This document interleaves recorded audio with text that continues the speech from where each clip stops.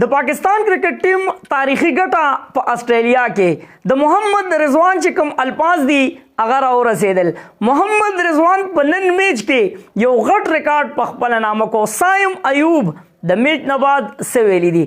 راځم ملګرو د کرکټ د میدان نه دغه اهم ترین اپډیټ ستاسو سره شریکوم. خو څومره چې هم د کرکټ شوقیان دي او په کرکټ مین دي نو هغوی به نن ډېر زیات خوشحالي، ځکه ډېر وخت بعد پاکستان کرکټ ټیم یو داسې کارنامه سره انجام کړه چې نن د کرکټ شوقیان ډېر زیات خوشحاله وو. په استرالیا کې د هغوی په ګراوند باندې هغوی له شکست ورکول داسې د ګپ خبرې نه دي. خو د محمد رضوان په کپتانۍ کې دغه ګټه الحمدلله پاکستان ته الله نصیب کړه.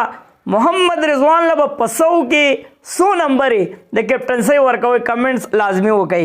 اول خو ملګرو چې کوم میچ پاکستان کرکټ ټیم وګټو نو مین اف دی میچ حارث رؤوف چې 15 وکټې بهترین بالینګ. پاکستان کرکټ ټیم په 9 وکټو باندې د استرالیا په ګراوند باندې هغوی ته شکست ورکړی دی.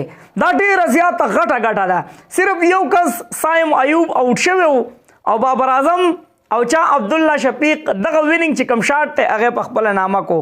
خو ملګرو محمد رضوان چې کوم الفاظ استعمال کړي دي، محمد رضوان دا خبره کوي چې دا د الله جل شانه د طرفه مونږ ته غټه کامیابي وه، یو ډېر غټ انعام و. د الله جل شانه په رحم باندې مونږ نن دغه میچ وګټو. او چې کوم د اتوار په ورځ را روان میچ دی نو زمونږ نظر اوس په څه شي باندې دی؟ پرت چې کوم سټیډیم دی په هغې باندې دی. د سیریز د ګټلو کوشش وکړو. تاسو ته پته ده ملګرو پاکستان کرکټ ټیم چې نن کوم میچ وګټو پوره 9 کاله بعد یې د محمد رضوان په کیپټنسۍ کې استرالیا ته شکست ورکو. 28 کال بعد یې ملګرو دغه چې کوم پچ دی چې سهار په میچ و نو دغه پچ باندې 28 کال بعد پاکستان کرکټ ټیم ګټه ترلاسه کړه. نو هسې سوچ کوئ چې څومره انتظار د دې ګټې پاکستان کرکټ ټیم کړی او پاکستانیانو کړی. د سایم ایوب چې کوم الفاظ دي ملګرو هغه هم راورسېدل. سایم ایوب نه تپوس وشو چیرې یو بالر دیم خو به دې پکې ماف کړی وی او د کوم بالر نه ډېر یېرېدې. سایم ایوب ورته دا الفاظ استعمال کړه چې زه بال ته ګورم، بالر ته نه ګورم.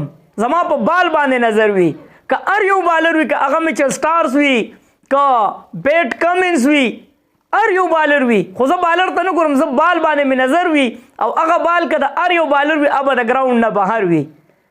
نو دا چې کوم خیالاتو اظهار دی دا سایم ایوب کړی دی. او محمد رضوان چې تاریخي پته د هغه په کپتانۍ کې یو پښتون نوم ډېر په درنه باندې یادېږي، ځکه ملګرو چې نن به په ټوله دنیا کې د فخر پښتونخوا محمد رضوان او د پاکستان کرکټ ټیم نوم یادېږي. تاسو ته پته ده ملګرو چې په دغه ټیم باندې د پاکستان نوم پروت دی، په دغه ټیم باندې د پاکستان شنه جنډه پرته ده. نو دا ډېر د خوشحالۍ مقام دی چې نن په ټوله بیا خصوصا په انډیا کې ور ډېر عجیبه الفاظ استعمالېږي چې کله پاکستان داسې تاریخي ګټه ترلاسه کړي. نو په ټوله دنیا کې نن د فخر پښتونخوا محمد رضوان د کیپټنسۍ چرچا او د پاکستان نوم الحمدلله په ډېره درنه باندې یادېږي. او محمد رضوان چې د کیپټنسۍ سره سره نن ریکارډ هم جوړ کو. او هغه ریکارډ څه دی چې د کیپینګ چې کوم فرایض هغه سره انجام کړم او کوم کیچونه واغستل نو دا ویل کېږي ریکارډ یې جوړ کړو چې په یو میچ کې پوره 6 کیچونه نن چا محمد رضوان اغستې دي. دغه ملګرو د کرکټ د میدان نه اهم ترین اپډیټ چې ستاسو سره شریک کړه.